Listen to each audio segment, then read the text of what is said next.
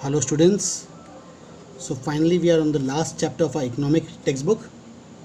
The name of the chapter is Globalization and the Indian Economy.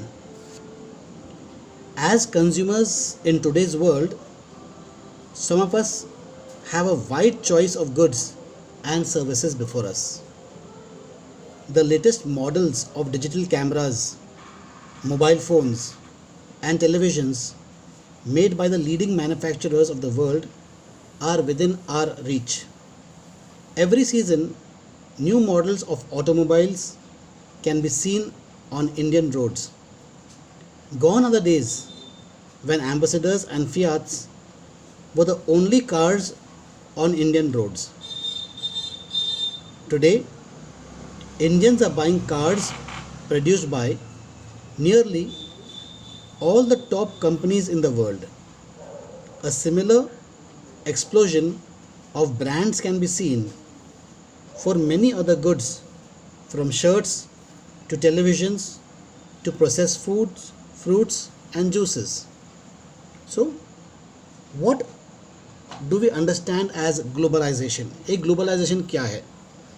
जब हम छोटे थे तो जो मार्केट जो था वो केवल मार्केट में जो भी इंडिया में जो चीज़ बनती थी केवल वही मिलते थे. कार्स तो बहुत दूर की बात है. बाईसाइकिल्स तक का हीरो, एटलास, हर्क्यूलिस ये ब्रांड के साइकिल मिलते थे. सिंपल सी.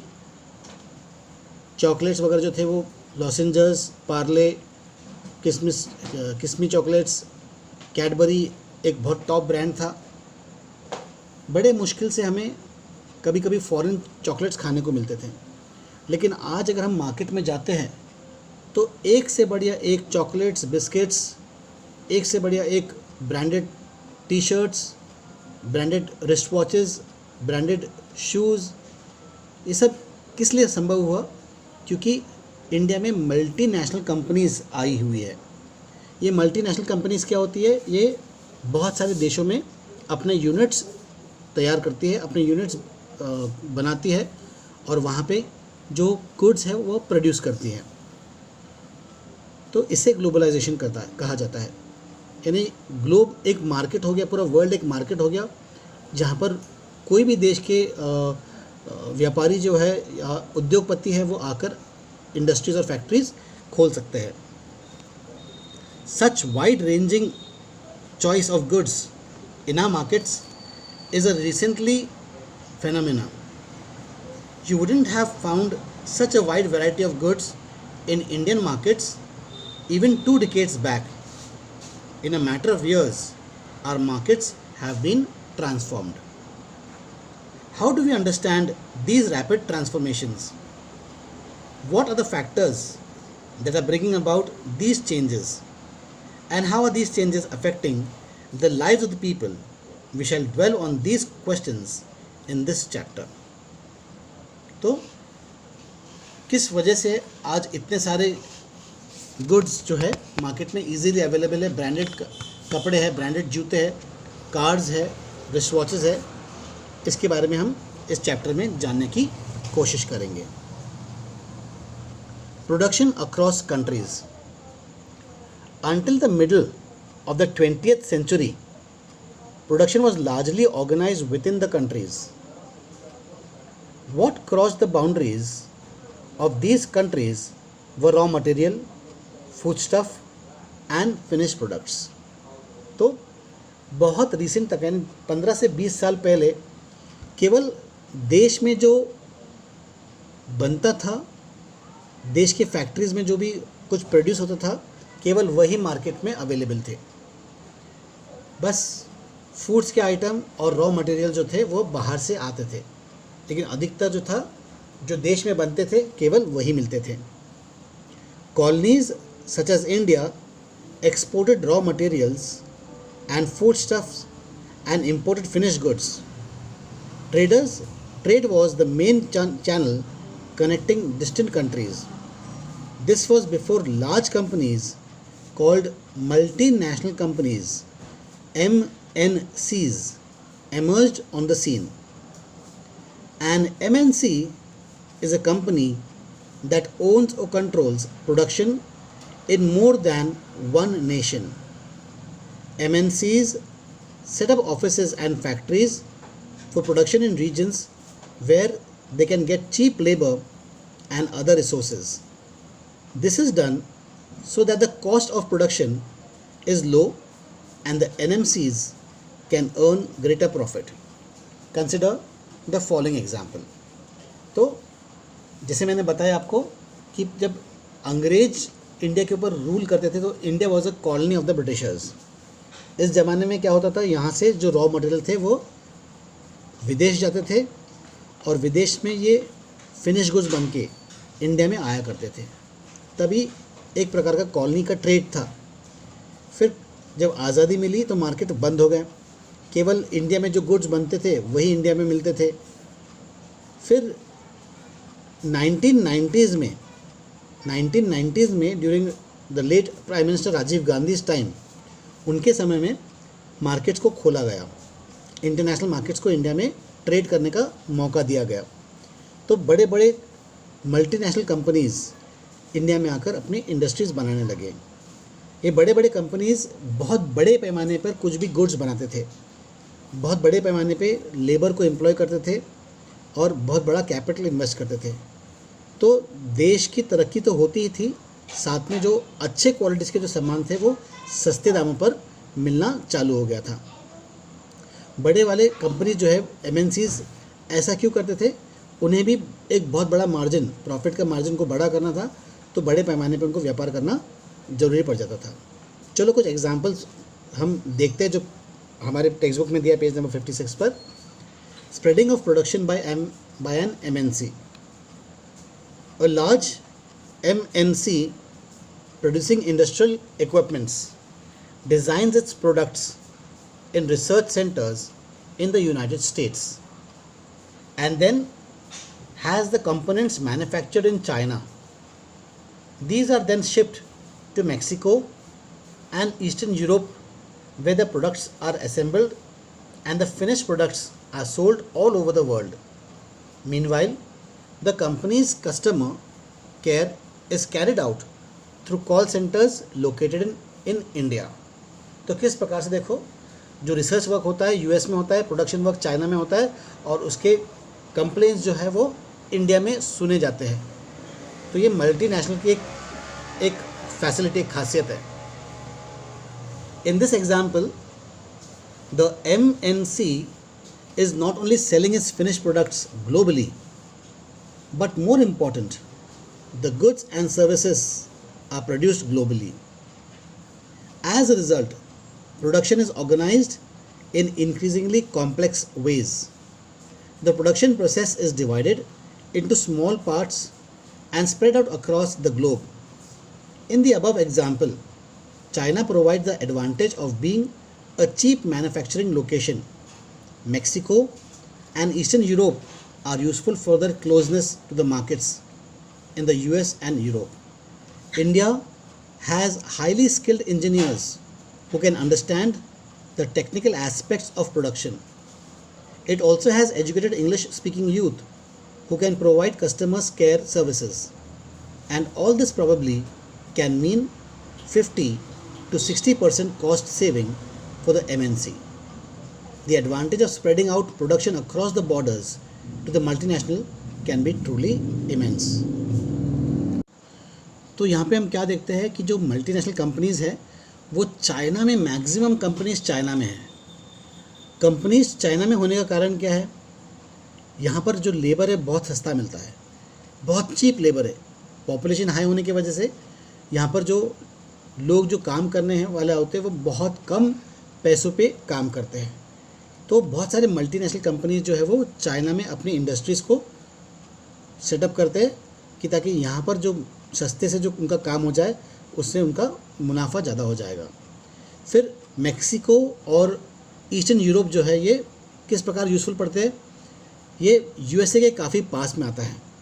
यूरोप और US के करीब पड़ता है ये मार्केट मेक्सिको का और ईस्टर्न यूरोप का, तो इनका यहाँ पर फ़ायदा हो जाता है. इंडिया एक अच्छा डेस्टिनेशन क्यों है MNCs के लिए, यहाँ पर हाईली स्किल्ड इंजीनियर्स है ना, बहुत सारे इंजीनियर्स हैं जो बहुत ही स्किलफुल है. यहाँ के लोगों का इंग्लिश काफ़ी अच्छा है, वो अच्छे उनका स्पोकन इंग्लिश अच्छा है तो कॉल सेंटर्स पे वो काम कर सकते हैं, कंप्लेंट्स ले सकते हैं और जो सुझाव है वो दे सकते हैं। तो इस प्रकार से एमएनसी का कम से कम 50 से 60% का फ़ायदा तब होता है अगर वो अपने प्रोडक्शन को स्प्रेड आउट कर दे, अलग अलग देश में अपना प्रोडक्शन को स्प्रेड आउट कर दे तो उसका काफ़ी फ़ायदा हो जाता है।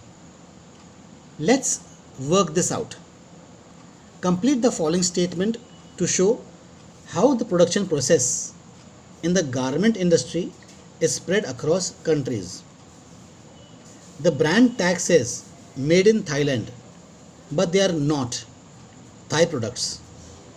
We dissect the manufacturing process and look for the best solution at each step. We are doing it globally. In making garments, the company may, for example, get cotton fiber from Korea. Interlinking production across countries. In general, MNCs set up production where it is close to the markets, where there is skilled and unskilled labor available at low costs, and where the availability of other factors of production is assured. In addition, MNCs might look for government policies that look after their interests. You will read more about the policies later in this chapter. तो MNCs setup करने के लिए कुछ criteria होते हैं। ऐसा नहीं कि कोई भी देश में जाके MNCs बना ले। तो पहला क्राइटेरिया क्या है कि कम से कम वहाँ पर मार्केट, क्या ये जो लोकेशन है ये किसी मार्केट के आसपास होना चाहिए। दूसरा, यहाँ पर सस्ते स्किल्ड और अनस्किल्ड लेबर अवेलेबल होना चाहिए, इलेक्ट्रिसिटी अवेलेबल होना चाहिए, ट्रांसपोर्ट फैसिलिटीज़ अवेलेबल होना चाहिए, गवर्नमेंट पॉलिसीज़ होना चाहिए, बैंक्स होना चाहिए। ये सब क्राइटेरियाज है जहाँ पर MNCs आते हैं। ठीक है, हम गवर्नमेंट पॉलिसीज़ के बारे में इस चैप्टर में आगे जब हम पढ़ेंगे तब इसकी जानकारी हम अवेलेबल करेंगे। Having assured themselves of these conditions, MNCs set up factories and offices for production. The money that is spent to buy assets such as land, building, machines and other equipment is called investment.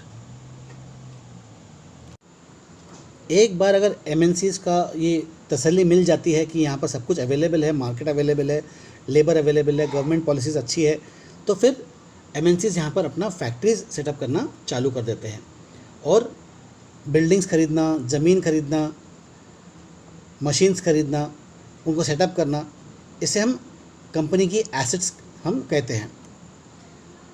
Having assured themselves of these conditions, MNCs set up factories and offices for production. The money is spent to buy assets such as land, building, machines and other equipments. This is called investment.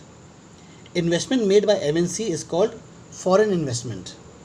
Any investment is made with the hope that these assets will earn profits. तो आपने कई बार सुना होगा कि make in India, made in India, है ना। बहुत सारे कंपनीज़ को, फॉरेन कंपनीज़ को हम इंडिया में इनवाइट कर रहे हैं, लेकिन इंडिया के पॉलिसीज़ इतने फ़ायदेमंद नहीं हैं फॉरेन कंट्रीज़ के लिए, तो वो यहाँ पर इंडस्ट्रीज़ डालने से थोड़ा सा कतराते हैं। एनीवे, जब कोई फॉरेन कंपनी आकर इंडिया में इन्वेस्ट करती है तो हम इसे फॉरेन इन्वेस्टमेंट कहते हैं। At times MNCs set up production jointly with some of the local companies of these countries. The benefit of the local company of such joint production is twofold. First, MNCs can provide money for additional investments like buying new machines for faster production. Second, MNC might bring with them the latest technology for production. तो कभी कभी क्या होता है, जो foreign multinational companies होती है वह किसी देश के लोकल कंपनीज के साथ में मर्ज हो जाती है। आपने सुना होगा हीरो होंडा, ये हीरो कंपनी इंडिया की है और होंडा कंपनी जापान की है। तो मारुति सुजुकी, है ना, मारुति सुजुकी, तो इस प्रकार से ये मर्जर होता है। तो कई बार ऐसा होता है कि फॉरेन कंट्रीज़ के जो कंपनीज़ है वो लोकल जो कंपनीज़ होती है, लोकल ब्रांडेड कंपनीज़ होती है, उनके साथ में मर्ज हो जाती है। इस मर्ज हो जाने का फ़ायदा क्या होता है, दोनों कंपनीज़ के लिए फ़ायदा होता है। एक तो जो फॉरेन कंपनीज़ को बना बनाया मार्केट मिल जाता है, उसे लैंड खरीदने की ज़रूरत नहीं पड़ती है, इंडस्ट्री सेटअप करने की ज़रूरत नहीं पड़ती है। हाँ, वो थोड़े बहुत तब्दील चेंजेस ला सकता है, तो इसमें जो लोकल कंपनीज उसका फ़ायदा होता है। Technical know how, new modern machines, नया मार्केट, ये सब लोकल कंपनी को मिल जाती है, इसलिए दोनों कंपनी का इसमें बहुत बड़ा फ़ायदा हो जाता है। But the most common route for MNC investment is to buy up local companies and then to expand production. लेकिन MNC बहुत चालाक होता है, वो अपना कंपटीशन हमेशा के लिए ख़त्म करना चाहता है, तो वो क्या करता है, जो लोकल कंपनीज उसको ख़रीद लेता है और फिर इस कंपनी को वो एक्सपैंड करना चालू कर देता है प्रोडक्शन बढ़ाने के लिए। MNCs with huge wealth can quite easily do so. To take an example, Cargill Foods, a very large American MNC, has bought over smaller Indian companies such as Parakh Foods. Parakh Foods had built a large marketing network in various parts of India, where its brand was well reputed. Also, Parakh Foods had 4 oil refineries, whose control has now shifted to Cargill. Cargill is now the largest producer of edible oil in India, with a capacity to make 5 million pouches daily. तो यहाँ पर एक example दिया, यहाँ पर एक उदाहरण दिया है जहाँ पर एक फॉरेन मल्टीनेशनल कंपनी जो है वो एक इंडियन ब्रांडेड कंपनी को टेक ओवर कर लेती है, ख़रीद लेती है। जो इंडियन कंपनी था उसका नाम था परख फूड्स। परख फूड्स जो था ये खास करके फूड प्रोडक्ट्स और ऑयल में, वो एडिबल ऑयल में वह डील करते थे। तो कारगिल ने आके इस कंपनी को टेक ओवर कर लिया, तो उसको ना केवल उसका जो कंपटीटर हमेशा के लिए ख़त्म हो गया, लेकिन उसको एक बना बनाया मार्केट, उसको एक बना बनाया कस्टमर या मार्केट उसको मिल गया। तो अब कारगिल के पास में इंडिया की सबसे बड़ी ऑयल प्रोड्यूसिंग कंपनी है। In fact many of the top MNCs have wealth exceeding the entire budgets of the developing countries government.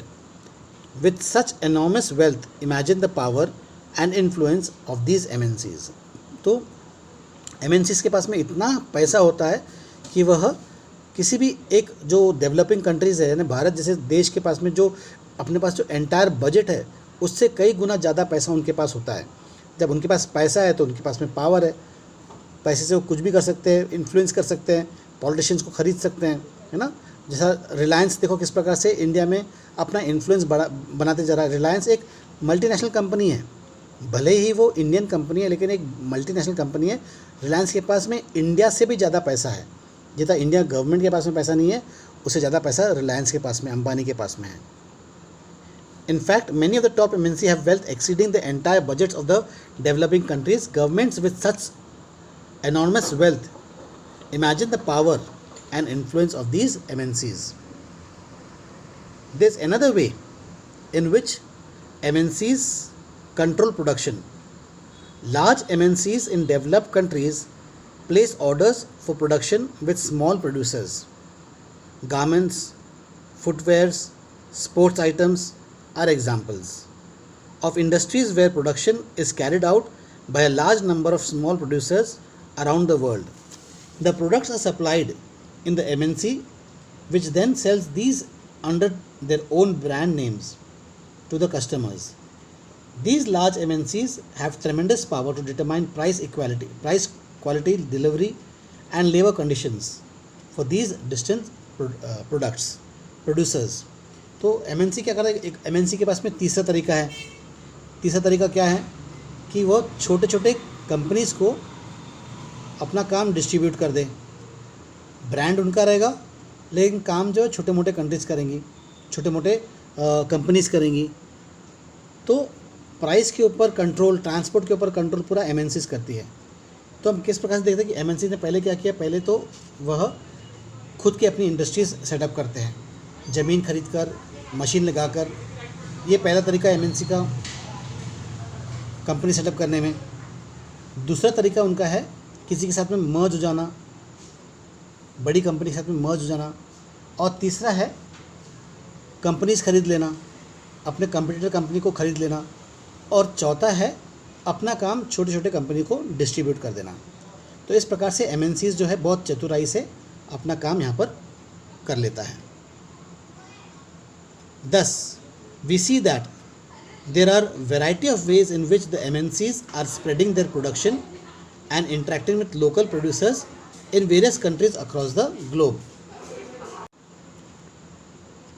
By setting up partnerships with local companies, by using the local companies for supplies, by closely competing with the local companies, or by buying them up, MNCs are exerting a strong influence on production at these distant locations. As a result, production in these widely dispersed locations is getting interlinked. Let's work these out. Ford Motors, an American company, is one of the world's largest automobile manufacturers with production spread over 26 countries of the world. Ford Motors came to India in 1995 and spent rupees 1700 crore to set up a large plant near Chennai. This was done in collaboration with Mahindra and Mahindra, a major Indian manufacturer of jeeps and trucks. By the year 2014, Ford Motors was selling 77,000 cars in the Indian markets, while another 77 cars were exported from India to South Africa, Mexico, and Brazil. The company wants to develop Ford India as a component supplying base for its other plants across the globe. किस प्रकार से Ford Motors ने देखो India को अपना एक base बनाया और पूरे वर्ल्ड में उनका जो गुड्स है, गुड्स एंड सर्विसेज यहाँ से डिलीवर होते हैं. Foreign trade and integration of markets. For a long time, foreign trade has been the main channel connecting countries. In history, you would have read about the trade routes connecting India and South Asia to markets, both in the East and West, and the extensive trade that took place along these routes. Also, you would remember that it was trading interest which attracted various trading companies such as the East India Company to India. What then is the basic function of foreign trade? तो हमने history में, इतिहास में पढ़ा है किस प्रकार से ट्रेड जो था, यानी जो सिल्क रूट के बारे में पढ़ा है आपने, इंडिया से होते हुए चाइना, तिब्बत चाइना, अफ़गानिस्तान और अरब देश में हम ट्रेड करते थे थ्रू लैंड. फिर बाद में सी रूट मिला जिसके द्वारा जो यूरोपियन ट्रेडर्स है वो इंडिया में आ गए और अल्टीमेटली जो ईस्ट इंडिया कंपनी जिसने इंडिया के ऊपर 100 साल राज किया, उसके बाद में ब्रिटिश क्राउन ने 100 साल राज किया, ऐसे मिलकर 200 साल हमारे ऊपर विदेशी ताकतों ने हमारे ऊपर राज किया. तो आप समझ सकते हैं किस प्रकार से ट्रेड कितना पावरफुल हो जाता है, किस प्रकार से ट्रेड की वजह से पूरी जो हिस्ट्री और ज्योग्राफी चेंज हो जाती है. To put it simply, foreign trade creates an opportunity for the producers to reach beyond the domestic markets, that is markets of their own countries. तो जब हम फॉरेन ट्रेड की बात करते हैं तो फॉरेन ट्रेड एक मौका देता है एक विदेशी कंपनी को अपने सामान जो है दूसरे देश में बनाने के लिए और बेचने के लिए. जो पहले की केवल हम अपने ही देश में बेचा करते थे, लेकिन अब पूरा मार्केट जो है पूरा वर्ल्ड ही एक बड़ा मार्केट बन जाता है. Producers can sell their products not only in markets located within the country, but can also compete in markets located in other countries in the world. तो इसका फ़ायदा क्या होता है? कंपटीशन. जब कंपटीशन होता है तो इम्प्रूवमेंट आता है क्वालिटी और क्वांटिटीज़ में. तो यहाँ पर एक मौका मिलता है ना केवल अपने देश के कंपनीज़ के साथ में compete करने के लिए, लेकिन विदेशी कंपनियों के साथ में भी compete करने का एक मौका मिल जाता है और अपने स्टैंडर्ड को रेज करने का मौका मिल जाता है. Similarly for the buyers, import of goods produced in another country is one way of expanding the choice of good beyond what is domestically produced. तो यहाँ पर गिरायकों के लिए भी बड़ा फ़ायदा हो जाता है. उसको फॉरेन कंपनीज़ के जो ब्रांडेड चीज़ जो है वो मिल जाते हैं, अच्छे सुंदर, टिकाऊ, मजबूत चीज़ मिलती है।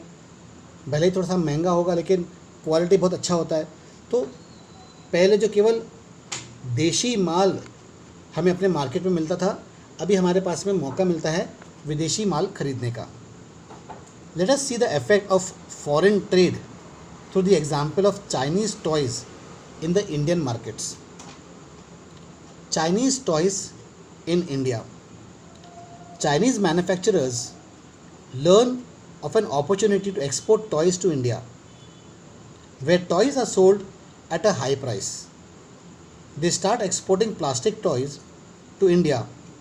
Buyers in India now have the option of choosing between India and the Chinese toys. Because of the cheaper price and new designs, Chinese toys become more popular in the Indian markets. Within a year, 70 to 80% of the toy shop have replaced Indian toys with Chinese toys. Toys are now cheaper in the Indian markets than earlier. तो China के जो खिलौने हैं, जितने भी खिलौने, हर घर में जो खिलौने आप देखते हैं, छोटे से छोटा खिलौना से लेके बढ़िया से बढ़िया खिलौना जो है तो चाइना, मेड इन चाइना होता है। कि चाइना ने खिलौने के द्वारा इंडियन मार्केट पे कब्जा कर लिया। चाइना आज एक बहुत बड़ी ताकत बनकर उभर रहा है। इंडिया का जो नया एजुकेशन सिस्टम है उसमें जो लोकल लैंग्वेज में पढ़ाने की बात की जा रही है, यहाँ पर चाइना को एडवांटेज मिल जाएगा। कि आज हम जो हमारे लैंग्वेज की वजह से, इंग्लिश के ऊपर कमांड की वजह से हम ग्लोब के ऊपर एक प्रकार से हमारा कंट्रोल है। चाइना ने अभी अभी अपने लोगों को इंग्लिश सिखाना चालू किया है और हम अभी कदम पीछे बढ़ा रहे हैं। चाइना ने देखो किस प्रकार से इंडियन मार्केट में चाइनीज़ टॉयज़ को इंट्रोड्यूस किया और इंडियन टॉयज़ को रिप्लेस कर दिया। पहले वुडन टॉयज़ मिलते थे, आजकल प्लास्टिक के या फाइबर्स के एक से बढ़िया एक खिलौने इंडिया में, इंडियन मार्केट में मिल जाते हैं। What is happening here? As a result of trade, Chinese toys came into the Indian markets. In the competition between Indian and Chinese toys proved better. Indian buyers have a greater choice of toys and at a lower price. For the Chinese toy maker, this provides an opportunity to expand business. The opposite is true for Indian toy makers.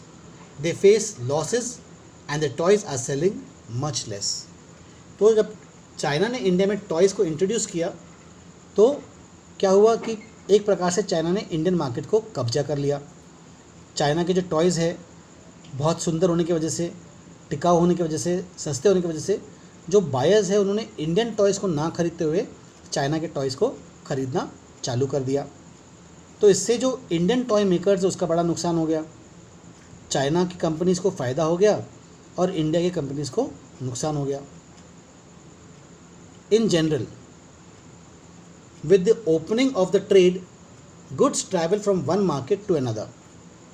Choice of goods in the markets rises.